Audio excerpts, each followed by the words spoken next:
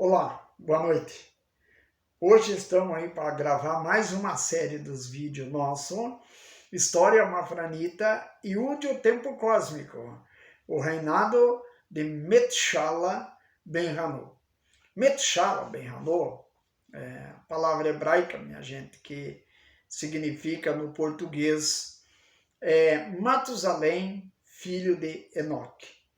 Matusalém, como vocês sabem, foi um dos patriarcas rei mais antigo da Bíblia.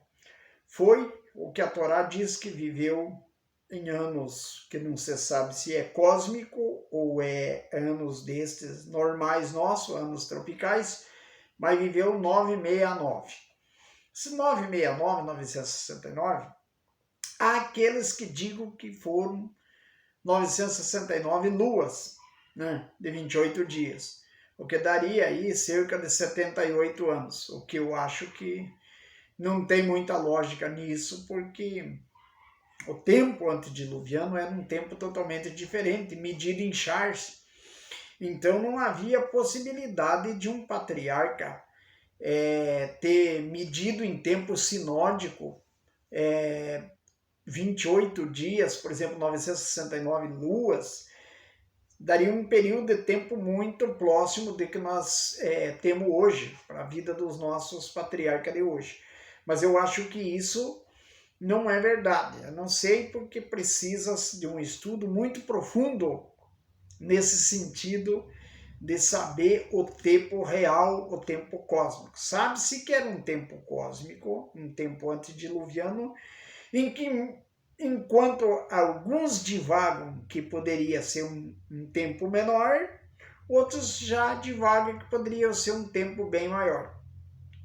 Considerando o nosso estudo feito por Zacharia Sitchin e considerando as tábuas de Berosso e de Maneton, nós chegamos à conclusão de que este rei reinou 36 mil anos negativos, ou seja, de 142.100 até o ano 106 mil, ou seja, por volta de 100 mil anos atrás. Então, veja bem que existe uma diferença de 3 tempos. Se imaginarmos o tempo tropical, poderia ser 78 anos, né? O que eu acho que é muito curto. Se imaginarmos um tempo, digamos, bíblico, aquele que a Bíblia coloca de 969 anos, mas que não diz em que tipo de calendário isso era medido, né? Porque muito provavelmente não pode ser no calendário tropical também, porque não se encaixa, e ele se encaixa mais no tempo cósmico. Então, o tempo cósmico dado por Berosso e Maneton, e dado pelo próprio Moisés, na codificação que tem na Bíblia, o próprio Moshe Rabino, né, escreveu a Torá em código. Nós ainda estamos falando de um tempo antediluviano. O tempo antediluviano, como vocês sabem, é fornecido pelos 7 primeiros Perek da Torá. O Sefer Bereshit, ele, nos primeiros 7 capítulos, ele trata da criação do céu, da terra, do homem e de todos esses 10 patriarcas que viveram quando a terra estava infestada de nefilins. Nesta época, os nefilins já estavam chegando. Havia os filhos de Elohim, Bene Elohim, os filhos de Deus e os filhos dos homens, e esta raça de nefilim que a Bíblia se refere, que era o gigante de renome. Também, outra coisa também que precisa ser estudado minuciosamente para poder conhecer de que forma que era esse povo. Mas, enfim, minha gente, o que eu posso coletar e explicar para vocês em relação ao reinado de Hanun, de Medshala Ben Hanun, ontem nós falamos naquele outro vídeo passado sobre o reinado de Hanun, que era Enoque. Hoje vamos falar do reinado do filho de Enoque, que é o Medshala, o Matusalém Ben Enoque, filho de Enoque, o Medshala Ben Hanun. Então, esse rei governou. Na época deste rei, minha gente, o povo já estava bem adiantado. Já existiam modernas armas de guerra para o tempo antigo, ainda não existia o ferro, bem entendido. Os metais que havia sido descoberto eram o alumínio, o ouro de aluvião, né?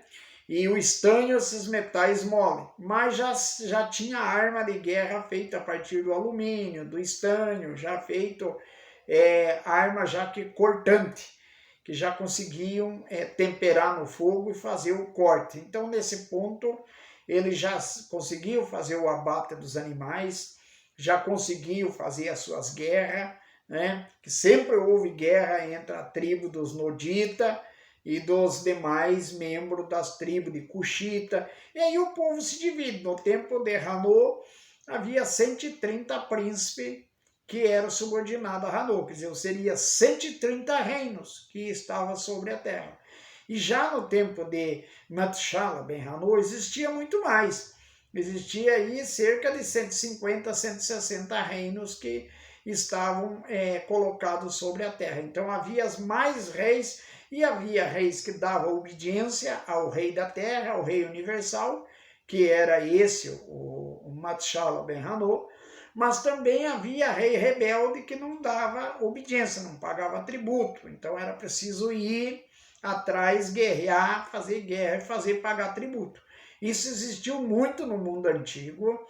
Grande parte dos reinos de antigo, os que não eram tributários, pertenciam a um determinado império, como era o caso do Egito, que o Egito antigo tinha um império que chegava até o Rio Jordão, depois a Babilônia ia do Rio Jordão para frente, e do norte do Rio Jordão eram os hititas. Então havia 3 povos, né? Na época dos egípcios havia 3 povos, por exemplo, que habitavam e dividiam a terra. Sempre a terra foi dividida por esses 4 povos, que eram os Cushita, descendente do patriarca Cush, os Havilanita, que era descendente do patriarca Havilá, e existiam os Nodita, que eram descendentes do patriarca Nod, e existia, por exemplo, aquele outro grupo, por exemplo, que todos eram adamins, mas os da dinastia adâmica que ficaram com o governo central da terra.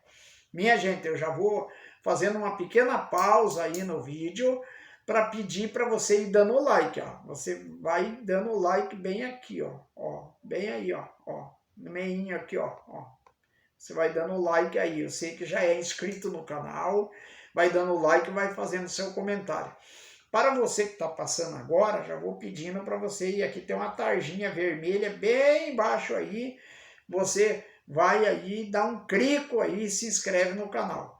Meu canal está bombando, aumentando, o Batalhão 300 está levando ele para frente, e hoje ele está chegando hoje perto de aí, cerca de 328, 330 inscritos no canal. Mas isso é muito pouco perto do que nós precisamos chegar.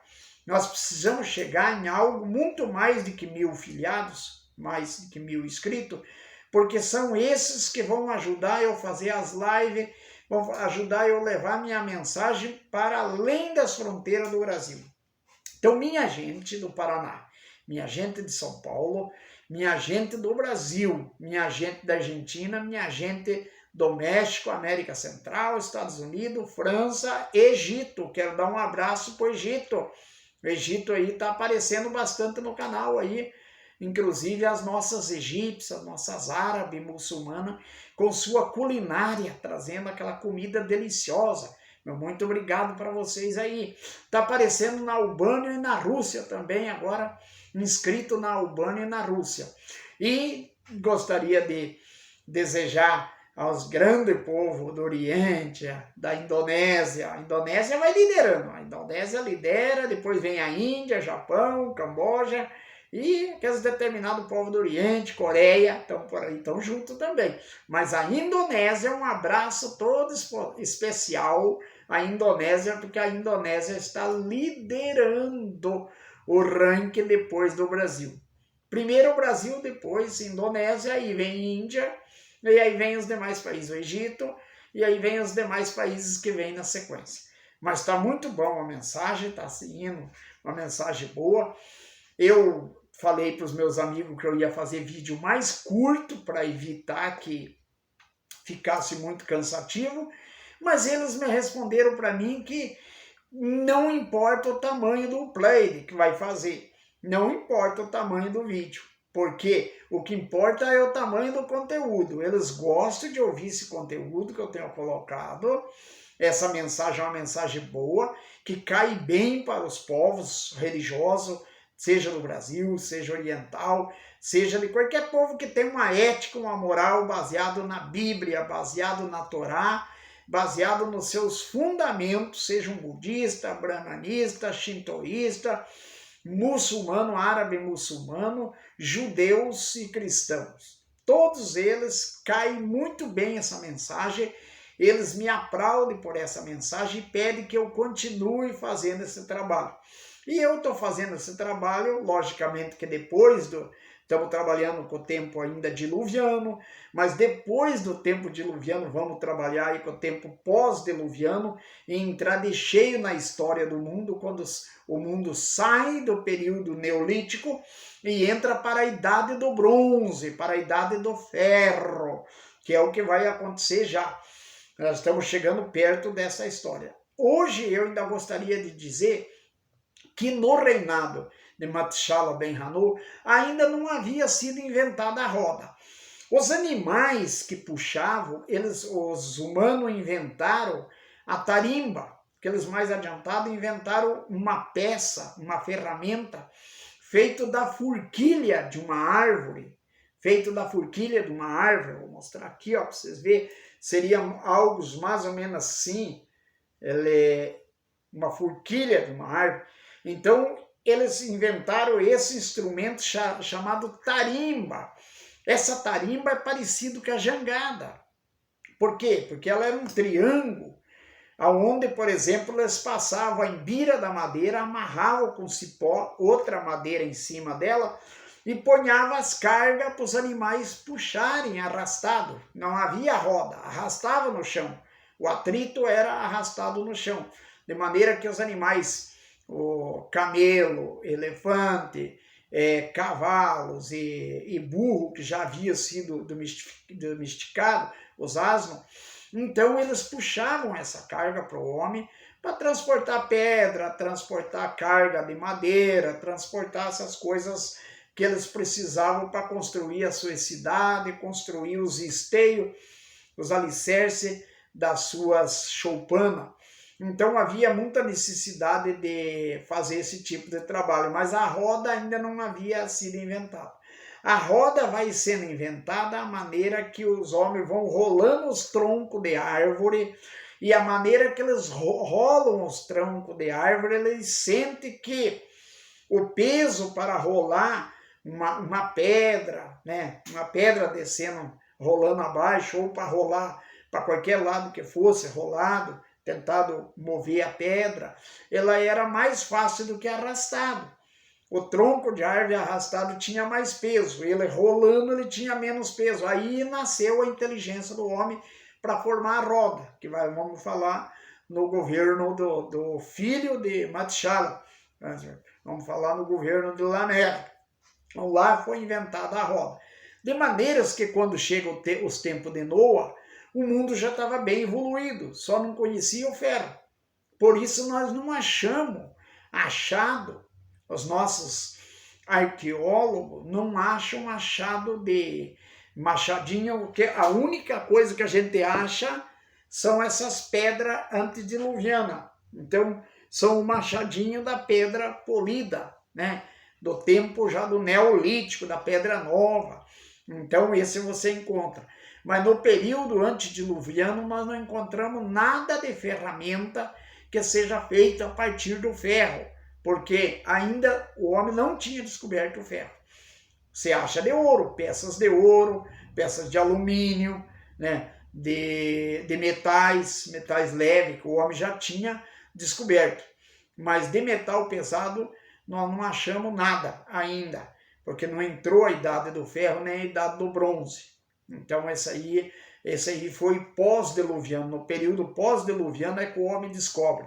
Porque a técnica que ficou, embora o dilúvio tenha destruído totalmente a inteligência artificial do mundo, tenha destruído, mas ela sobrou, porque quando sobrou o homem, sobrou a inteligência, que foi aplicado depois E isso o mundo se recupera imediato, porque quando o difícil foi começar a inteligência.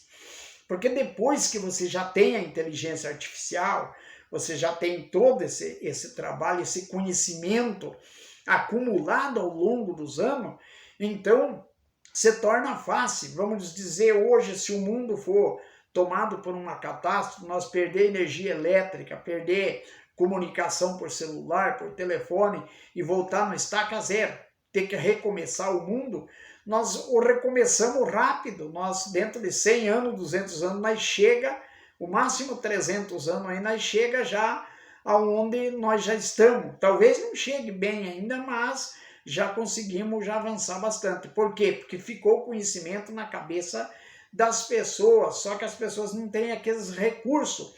Todos os recursos foram perdidos. Foi o que aconteceu no período antediluviano.